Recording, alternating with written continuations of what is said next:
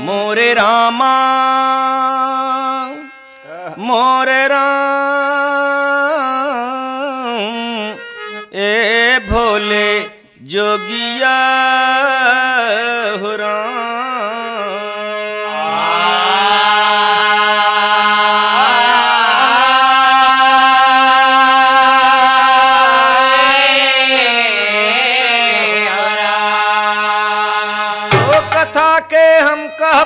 नेनुआरी एक दिन धोबिया कनारी पूछे बिना नैहरे चली गई ऋषिया।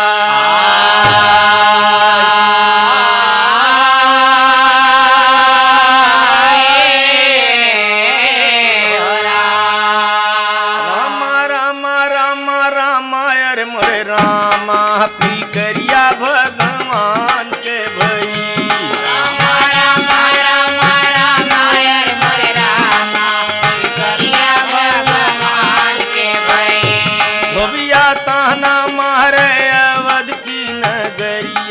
फिकरिया भगवान के भई धोबिया ताना मारे अवध की नगरिया फिकरिया भगवान। धोबिया ताना मारे अवध के नगरिया फिकरिया भगवान के भई। बीता ढेर दिन आई धोबिनिया धोबिया देखी गवारी सियाई। इतना दिना कहाँ तय रहले के करे घर में सुंदर जाय। कहे धोबिनिया रहे नैहरे सच्चाई तो से गई बताई। धोबिया बोला सिना कौन बा हमसे गईली दगा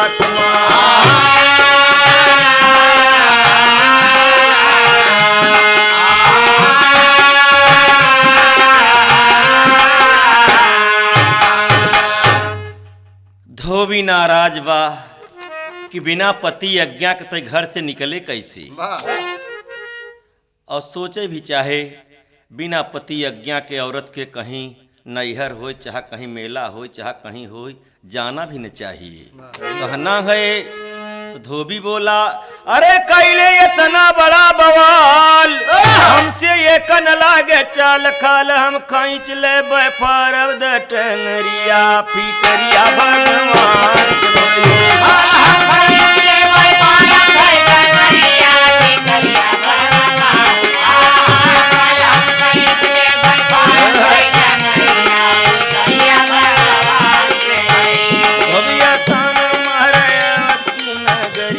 फिकरिया भगवान के भई।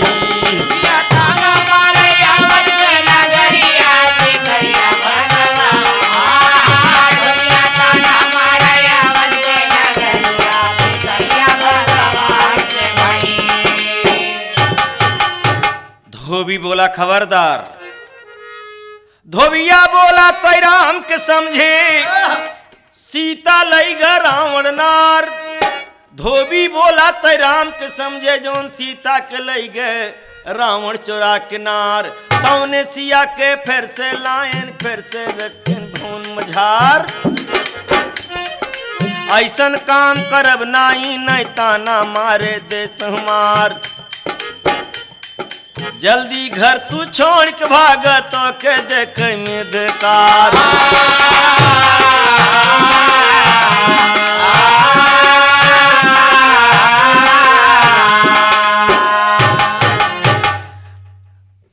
एक जगह तो मेहरारू गलत जरूर कहेस कि बिना पति की आज्ञा चली गई, लेकिन एक झटका धोबी भी अच्छा तो नहीं कर रहा है कि जो घर से फटकार के निकारता मेरे दोस्त और ताना मारता ऊपर से कि राम के समझे हो कि सीता के लई गवा रावण ढेर दिना रखे सो फिर के लिए आए कि अपन फिर अयोध्या में रखे हैं। मेरे दोस्त बिरहा तो धोबी बहुत तरह फटकारी और देने लगा हजारन गारी न होशियारी लगे छोड़ दे मधुरिया फिकरिया भगवान के भई। होशियारी लगे छोड़ा मधुरिया फिकरिया भगवान। होशियारी लगे छोड़ा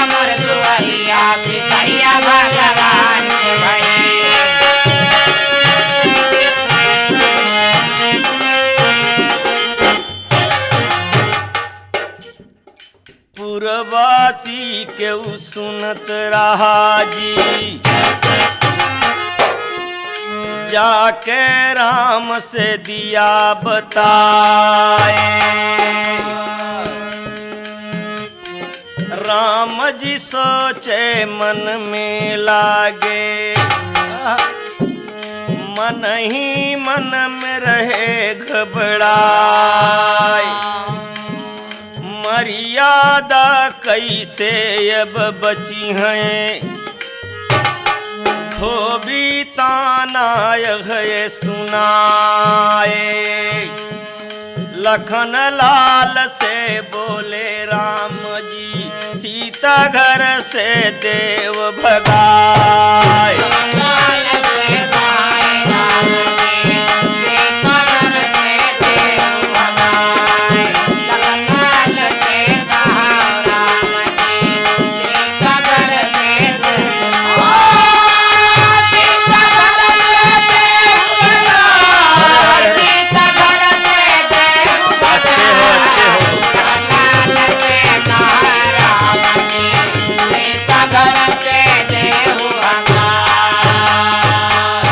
भैया सीता जी को जल्दी से हिया अयोध्या से कहीं ले जाओ, जंगल में छोड़ आओ। एक बात आप ध्यान दें, पूरा अयोध्या के लोग रहे एक धोबी के कहे पर राम मर्यादा पुरुषोत्तम मर्यादा रखने के लिए धोबी के बात समझ के घर से निकाल था। उस समय सीता के पेट में बच्चा, और पूरा अयोध्या के लोग ही नहीं कह सका कि राम ऐसा न कर। कोई नहीं कहा। बिरहा मेरे दोस्त कहना है तो लक्ष्मण लइके चले बिरनवा, धोखा में छोड़े बिया बनवा। अरे लौटती बेरिया लक्ष्मण रोवै भरी नजरिया, फिकरिया भगवान के भाई। फिकरिया लक्ष्मण रोवै भरी नजरिया, फिकरिया भगवान। फिकरिया भगवान रोवै भरी नजरिया, फिकरिया भगवान के भाई।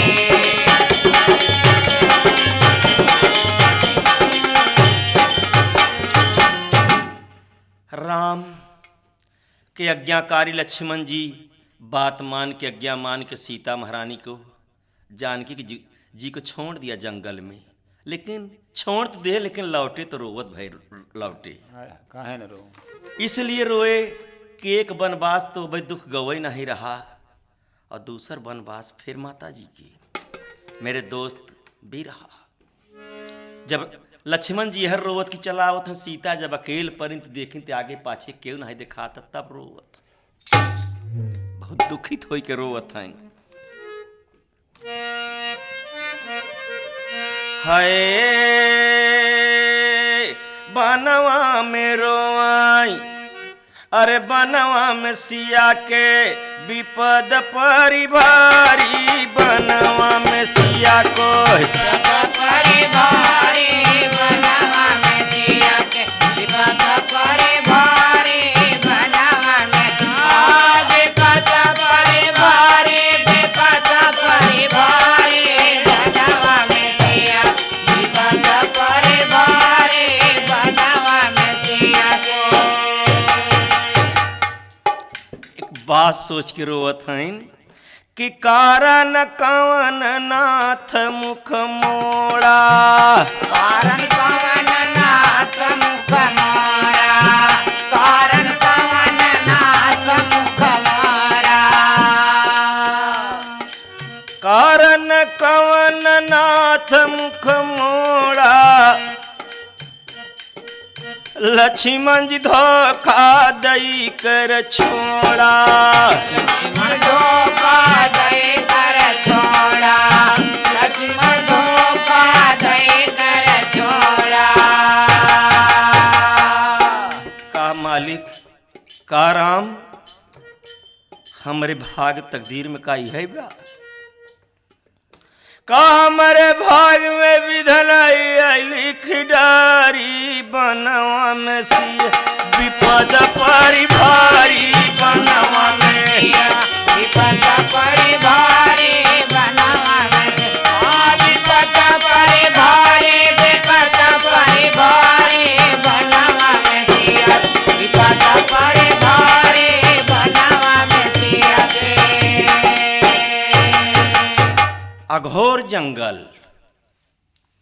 अघोर जंगल में सिया बिलाप कह के रोवत फूट फूट के, लेकिन कोई सुनने वाला नहीं। रोवत रोवत भयंकर जंगल से कुछ गंगा जी किनारे जब पहुँचिन, एक सीता मढ़ी उनके नाम से घाट भी बना।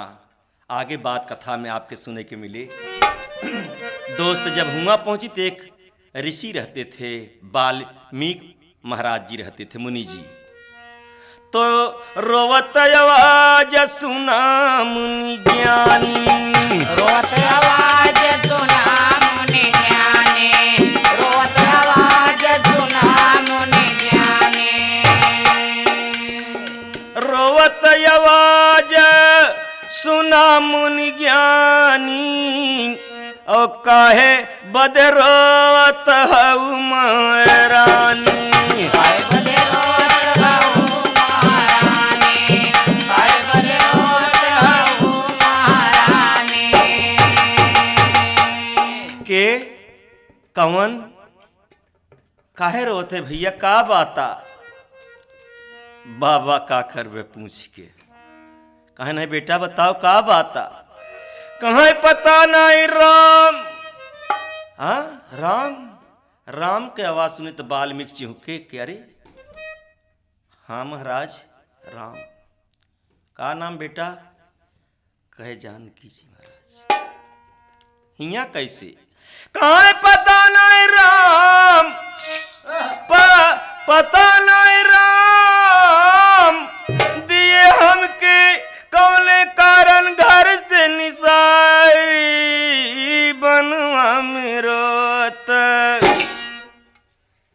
पता नहीं राम काहे दियन घर से निसारी बनवा में सिया के, विपद परी भारी बनवा में सिया के, विपद परि भारी बनवा में सिया, विपद परि भारी बनवा में सिया, विपद परि भारी, विपद परि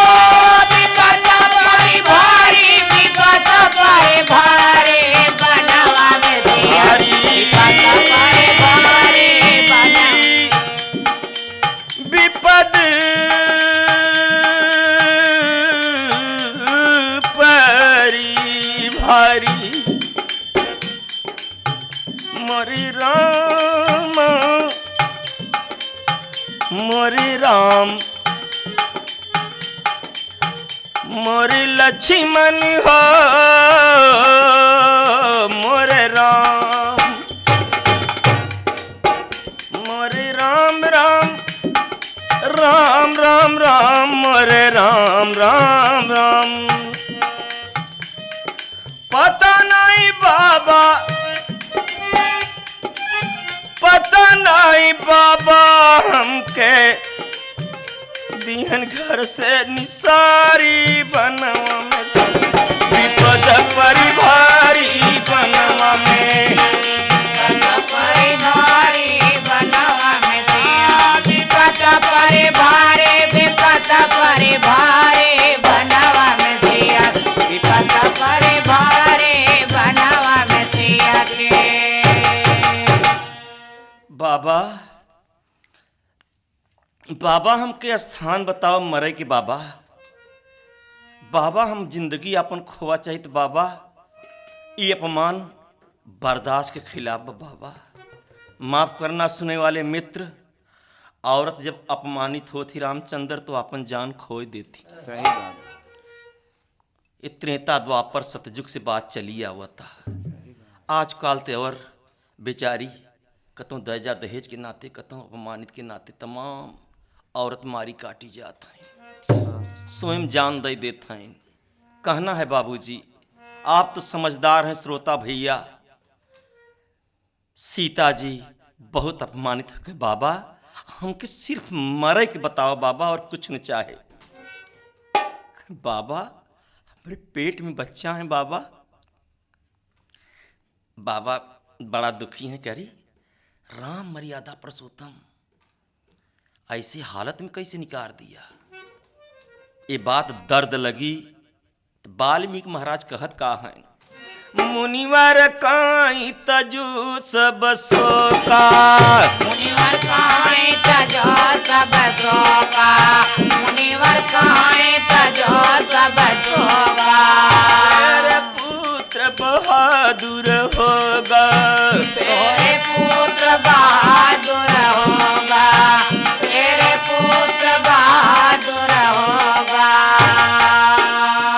हाँ बेटा, बहुत बलवान बच्चा पैदा हुए बेटा। कहे बाबा, हम रह कहाँ बाबा तब? अरे आखिर रह कहाँ बाबा? हम बच्चा हुए तो हम कहाँ रह बाबा? अब मुसीबत और खड़ी बाबा, अकेले जान हो तो बाबा ठीक रहा, हम कहीं रह ले बाबा, हम रह कहाँ बाबा तब? वाल्मीकि बहुत दुखित हो के कहते हैं बेटा चिंता न करो, मुनिवर कहीं तजु सब शोका, और तेरे पुत्र बहादुर होगा। चल कर सीता हमारे कुटिया मझारी, बनवा में सिया के विपद परे भारे बनवा में सिया, विपद परे भारे बनवा में। ओ चतरा बेटी ओ चतरा हमारे कुटिया मझारी, बनवा में विपद परे भारे बनवा में सिया के। दुख में किसी के सहारा देना लाल जी एक अजीब बात होत है, यही भक्ति है। किसी दुखिया का दुख से सुन लेना यही भक्ति है, किसी गिरे के उठाए देना यही भक्ति है, किसी भूखा के खिलाए देना यही भक्ति है। और भक्ति के दूसरा रूप और रंग नहीं होत, भक्ति कहीं नहीं जात। मेरे दोस्त कहा वाल्मीकि महाराज सब सेवा होए हमारे कुटी पर रहो। महारानी ते चल तो सीता राय मुनि के पास ऐसा ही बीती गया कहियो।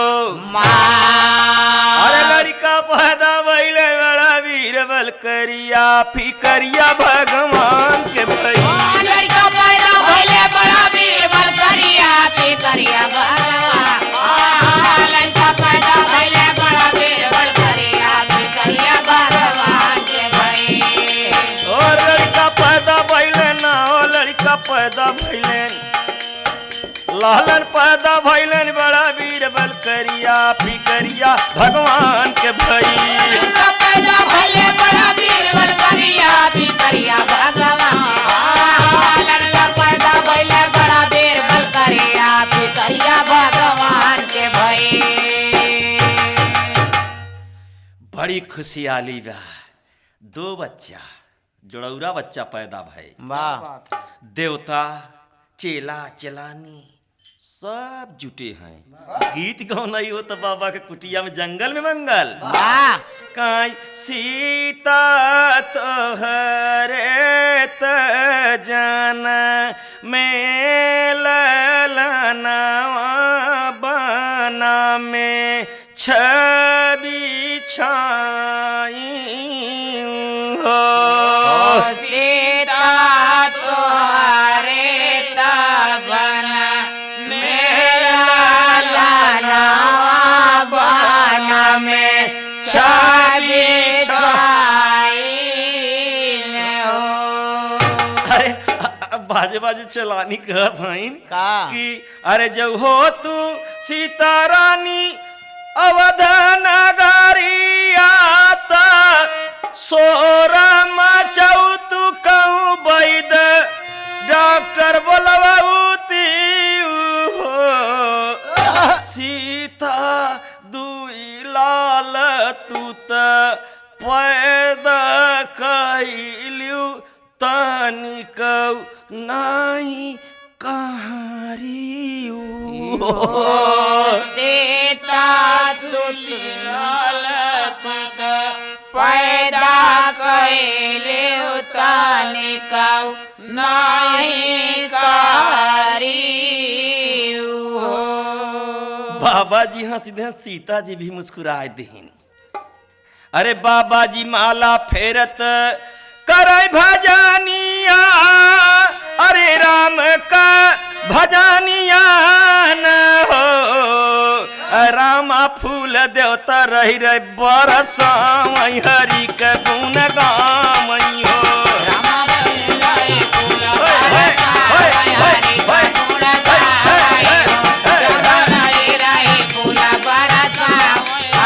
जय हो जागो भैया। हरि का गुण गाओ, हरि का गुण गाओ हो। देवता रहे रहे फूल बरसाओ, हरि का गुण गाओ हो।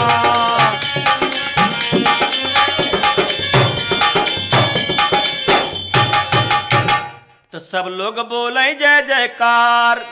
अरे सब देवता ऋषि महर्षि बोले जय जयकार। और ये खुशी आई बय परम्पार फिकरिया भगवान के भई। अरे बाबा फेरत बैठा रहले माला नवलरिया, फिकरिया भगवान के भई। बाबा फेरत रहले माला नवलरिया, फिकरिया भगवान। बाबा फेरत रहले माला नवलरिया, फिकरिया भगवान के भई। हे भैया, तो लौकुश दोनों भैयन के मुनि विद्या खूब सिखाए थे। ओहर राम जी विश्व विजयी घोड़ा के छुड़वाए थे। सारे देश में घोड़ा टहरा जोड़ी नहीं हटाए थे। मुनि आश्रम घोड़ा पहुंचा लौकुश धई बनवाए थे।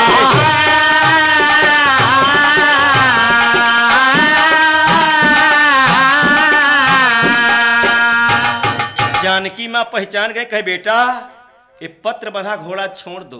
कहे नहीं माँ, कहे बेटा तुम न समझबो, इनके साथ ऐसे से बहादुर वीर हैं कि पूरा लंका खराब कर दिया। तो कहे माँ, तो लव कुछ बोले चिंता जिन कर मरिया, फिकरिया भगवान के भैया। बोले चिंता जिन कर मरिया, फिकरिया भगवान। बोले चिंता जिन कर मरिया, फिकरिया भगवान के भई। माँ चिंता न कर माँ, घोड़ा बांध दिया बरगद में, तब से आए बली हनुमान। राम कहा बजरंगी, कहे हाँ मालिक। कहे मालूम होता घोड़ा बन ही गया। कहे जाई, कहे जल्दी कर। घोड़ा बना रहा बरगद में, तब से आए बली हनुमान। क्रोध होते हनुमत ललकारे, लव कुछ नहीं कर परे बलवान। हनुमान के पकड़ तुरंत नाथ के ने पूरा पकड़ के कान। जहां घोड़ा बना रहा हुई के पेड़वध देन किया, कल न काम हुआ पर हनुमान भइले नहीं हैरान।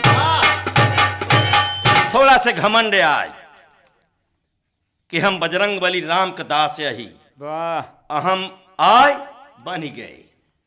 तब राम कहते हैं मालूम होता घोड़ा तो फंसा रहा, फंसा ही रहा, लेकिन मालूम होता कि बजरंगी फंस गए हैं। लक्ष्मण जी कहीं जाई भैया, कहीं अकेल जिन जा, कुछ सिपाही सेना लई के जा। अरे तब से आए लक्ष्मण वीर, तब से आए लक्ष्मण वीर, तब से आए लक्ष्मण वीर। तब से आए लक्ष्मण वीर, साथ में सेना लई के तीर। अरे बादी मिले सामने फारब खलरिया, फिकरिया भगवान के भैया। बादी मिले सामने फारब खलरिया, फिकरिया भगवान। बादी मिले सामने फारब खलरिया, फिकरिया भगवान के भैया। देखे घोड़ा बांधा, हनुमान जी के ने पूरा छेदा देखे। कहे कौन बहादुर ऐसा है कि जन घोड़ा बांधा, ये हमारे भक्त बजरंगी के बांधा। दोनों लड़का नहीं कर पर सीता जी समझाओ थे, लड़का एक कहा नहीं मानता है। अरे दूनहु ललाना रे गईले रानवा में, दूनहु ललाना रे गईले रानवा में। अरे दूनहु ललाना जब गईले रानवा, ओहर लक्ष्मण का गोलिया रहली रे तैया।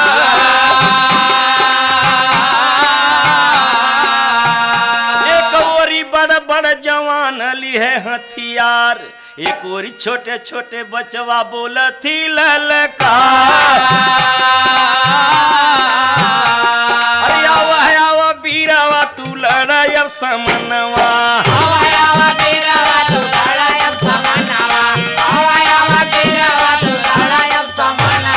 छोट छोट बाबुआ बोलती ललकार। सन सन बनवा चलै रे रानमामी,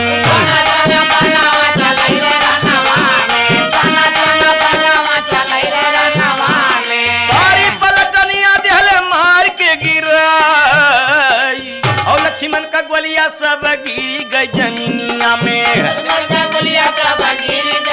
मार मार के बोला था बच्चे, सारा जवानवा दी है जमी पर सोए,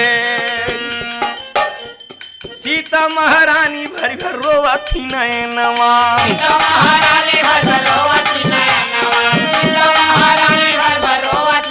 ए बबुआ ए लाला बस कर बेटा, ऐसा न कर, शांति बनावत थई। राम जी सोचन भैया फंस गए।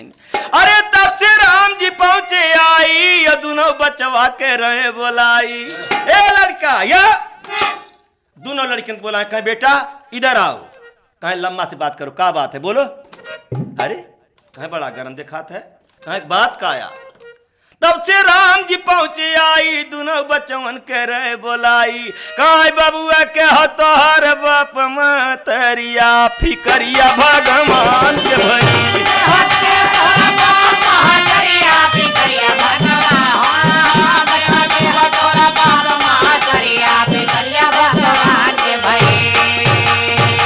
कहे बाप महतारी के पूछे का करबे यार, लड़ाई खोते है राव पकड़ लड़े।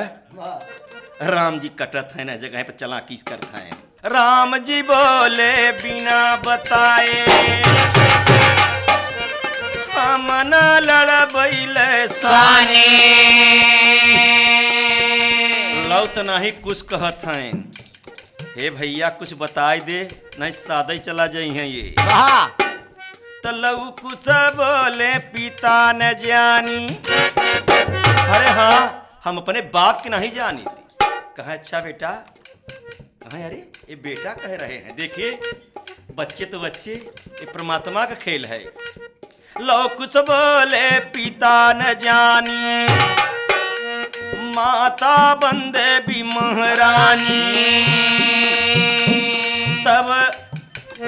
तब श्री राम राम के आँख में श्रोता भरियल पानी। हर हर जब तक निहार कहाँ है जानकी महारानी।